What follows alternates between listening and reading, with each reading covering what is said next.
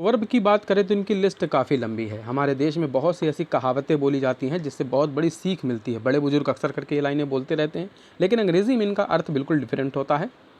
जो लास्ट एक सेशन में हम लोगों ने देखा भी, आज उसी को और समझते हैं कि ऐसे कौन से प्रोवर्ब्स हैं जो अक्सर करके हम लोग बोलते हैं हिंदी में, मगर उसे जब इंग्लिश में ट्रांसलेट करना होता है तो कैसे उसे ट्रांसलेट करके लिख सकते हैं। इस हाथ दे उस हाथ ले, इसका मतलब यहाँ पर यह है कि जब इसको हम प्रयोग करते हैं तो उसका अर्थ यह निकलता है कि जब हम किसी से कोई काम निकाल रहे हैं तो वह भी हमारा कोई काम करे, इस तरह से, यानी दोनों को एक दूसरे का मदद करना चाहिए। इस हाथ दे उस हाथ ले, तो ई अर्ली सो अर्ली मो, इस तरह से अंग्रेज़ी में इसको यूज किया जाता है कि जितना जल्दी बोओगे उतना जल्दी वहाँ काटोगे, उसको फसल को इकट्ठा करोगे। तो ये अक्सर करके अंग्रेज़ी में हम ऐसे यूज़ करते हैं, लेकिन हिंदी में इस हाथ दे उस हाथ ले कहा जाता है। नेक्स्ट वन ऐसे है, एक हाथ से ताली नहीं बजती है। It takes two to make a quarrel, यानी दो व्यक्ति चाहिए होते हैं कोई भी झगड़ा होने के लिए। तो जब ताली की बात करते हैं, कोई भी चीज़ है टकराएगी तभी आवाज़ करेगी, तो दो चीज़ें जब होंगी दोनों आपस में टकराएंगी तभी जाके आवाज़ होगी। इस तरह से ये कहावत बहुत ही अक्सर करके बोली जाती है, बहुत ही फेमस है। अगर आप भी ऐसा कोई कहावत जानते हैं जिसका इंग्लिश में मीनिंग नहीं मालूम है तो मुझे कमेंट्स के थ्रू बताएं। नेक्स्ट सेशन में मैं उस सीरीज़ को, उस पूरी लिस्ट को आपके सामने दूंगा कि उसके रिलेटेड और भी जो प्रोवर्ब्स होती हैं। चलिए नेक्स्ट समझते हैं। नेक्स्ट कह रहा है, एक म्यान में दो तलवार नहीं रह सकती, यानी एक ही गुणी व्यक्ति एक जगह पर एक ही जैसा काम नहीं कर सकते हैं और एक ही जगह पर एक ही एटीट्यूड वाले लोग भी वर्क नहीं कर सकते। जब ऐसा होता है तब इस चीज़ को अक्सर करके हम लोग यूज़ करते हैं। इंग्लिश में जब यूज़ करेंगे तो लिखा जाएगा, two of a trade seldom agree, कि दो अलग व्यवसाय बहुत कम ऐसा होता है कि वो एक मत हों, एक ही जगह कार्य करें एक तरह से। अंग्रेज़ी में इस तरह से इसको यूज़ करते हैं। नेक्स्ट वन है, आसमान का थूका मुंह पर गिरता है। अगर ऊपर आसमान की तरफ ऐसे करके कोई थूके तो ऊपर वापस आके मुंह पे गिरेगा ना, तो इस तरीके का। तो ये हम तब यूज़ करते हैं जब कोई आदमी किसी का बुरा चाह रहा हो लेकिन उसी के साथ बुरा हो जाए, और तब हम ये बोलेंगे आसमान का थूका मुंह पे गिरता है, यानी जैसा तुम करना कोशिश कर रहे थे वही तुम्हारे साथ हो गया। Puff not against the wind, कि जो झोंके होते हैं हवा के वो कभी हवा के विरुद्ध नहीं जाते हैं। अंग्रेज़ी में इस तरह से इसका यूज़ करते हैं, लेकिन इंग्लिश में जो ट्रांसलेशन है वो इस तरह है, और हिंदी में आसमान का थूका मुंह पर गिरता है, इस तरह कहते हैं। नेक्स्ट वन बहुत ही इंपॉर्टेंट और बहुत ही फेमस, आम के आम गुठलियों के दाम, earth's joy and heavens combined. पृथ्वी का तो सुख तो है ही है, उसके अलावा स्वर्ग भी मिल जाए तो स्वर्ग का सुख भी मिल जाए, ये ऐसा बहुत काम बारा होता है। तो आम के आम गुठलियों के दाम हम लोग तब कहते हैं जब कोई भी चीज़ हम एक करना चाह रहे थे, एक काम हम कर रहे थे लेकिन उसमें हमें दूसरा काम अपने आप ही उसमें सफलता मिल गई, उसी को करते करते दो काम की एक साथ सफलता, तो ये कहलाता आम के आम गुठलियों के भी दाम, यानी कि डबल जब हमें कोई चीज़ का फ़ायदा होता तब ये चीज़ हम बोलते हैं। नेक्स्ट वन, बुरे वक्त में ऊँट पर बैठे बौने आदमी को भी कुत्ता काट लेता है। बहुत ही फ़नी, बहुत ही मजाकिया और बहुत ही फेमस प्रोवर्ब है कि जब बुरा वक्त आता है तो चाहे आदमी बौना हो, ऊपर से ऊँट पर बैठा है, एक तो ऊँट ऊंचा होता है, उस पर बैठा बौना आदमी, उसको भी कुत्ता काट ले। तो ऐसा कब होता है? जब आदमी की किस्मत बहुत ख़राब हो। कोई आदमी बहुत अच्छा करने का प्रयास कर रहा है लेकिन उसकी ज़िंदगी में किस्मत इतनी ख़राब है कि उसको बार बार ऐसा हो रहा है कि उसके साथ बुरा ही होता जा रहा है, तब ये कहावत अक्सर करके बोली जाती है।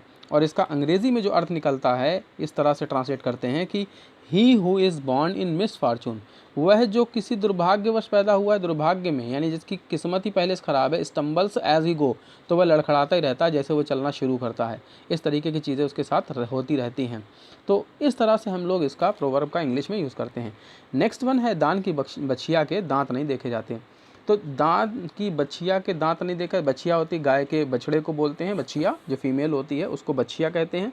अब दान की बछिया का मतलब जब उसे दान दिया जाता है तो आदमी वहाँ पर चूज़र नहीं हो सकता। अभी आपको कोई भी गिफ्ट दे तो गिफ्ट में आप ये नहीं कह सकते कि नहीं मुझे ये नहीं चाहिए। गिफ्ट का मतलब होता है गिफ्ट, जैसा भी मिले जो भी मिले, महंगा हो सस्ता हो, आपको वो स्वीकार करना ही होता है। तो बेगर्स अक्सर करके चूज़र नहीं हो सकते हैं, ये चीज़ यहाँ पे समझाने की कोशिश की जाती है इस प्रोवर्ब से। और जब बोला जाता है तो इसका अर्थ यही होता है कि जो तुम्हें मिल रहा है चुपचाप रख लो, दान स्वरूप जो मिल रहा है। तो beggars and borrowers could not be chooser, कि बेगर्स और जो उधार करता होते हैं, उधार लेते हैं जो, वो चूज़र कभी नहीं हो सकते। तो अक्सर करके आप लोग ये चीज़ देखते होंगे कि जब दहेज वगैरह मांगने जाते हैं तो वो लोग जो विवाह करते समय तो दहेज में बड़ा अलग अलग चीज़ों का नाम रख देते हैं कि मुझे ये चाहिए, मुझे वो चाहिए, मुझे ये चाहिए, बड़ी ढेर सारी फरमाइशें हो जाती हैं।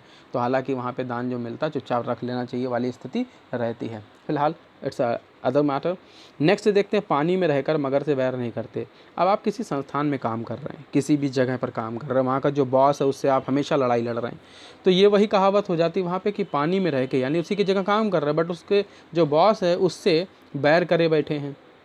तो पानी में रह के मगर से बैर कभी नहीं करते हैं। ये कहावत इसी बात को चरितार्थ करता है कि जिस जगह काम करते हैं उसके बॉस से हमेशा मिलाकर चलना चाहिए। To live in the Rome and strive with the pope, कि रोम के अंदर रहने वाला व्यक्ति पोप से विद्रोह नहीं कर सकता, उनसे संघर्ष कैसा कर सकता है। तो ये चीज़ अक्सर करके कहावत इस संदर्भ में बोली जाती है।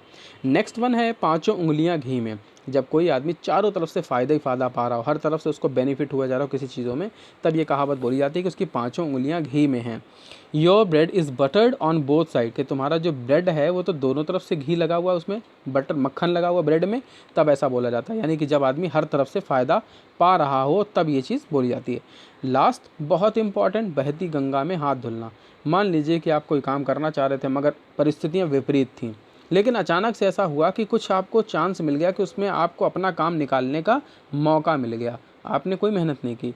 तो उस अवस्था में जब आपको वो काम निकालने का मौका मिल गया तो ये कहावत चरितार्थ हो जाती है कि बहती गंगा में हाथ धुलना, कि जो हो रहा है उसमें अपना फ़ायदा ले लेना, इस तरीके से। तो मेक हे वाइल द सन सनशाइन्स, की भूसे का ढेर तब बनाओ जब सूर्य चमक रहा हो, यानी धूप निकली हुई हो। तो ये थे प्रोवर्ब, वो जो हम बहुत ज़्यादा अक्सर सुनते हैं, बड़े बुजुर्गों द्वारा प्रयोग किया जाता है और इसमें कुछ ना कुछ मैसेज भी छुपा होता है। अंग्रेज़ी में इसका ट्रांसलेशन बिल्कुल डिफरेंट होता है, इसलिए इनको प्रिपेयर करना ही ज़रूरी होता है, तभी आपको ये पता होगा कि ये कैसे प्रोवर्ब को यूज़ किया जाता है। तो आई होप कि ऐसे एक नई चीज़ें आपको सीखने को मिल रही हैं। अगर ये चीज़ें आपको पसंद आती हैं तो आप वीडियो को शेयर और लाइक ज़रूर करें। एक ऐसे ही नए लेक्चर और नए वीडियो के साथ नेक्स्ट सेशन में फिर मिलेंगे। तब तक के लिए stay happy, stay safe and keep watching Ashutosh sir channel.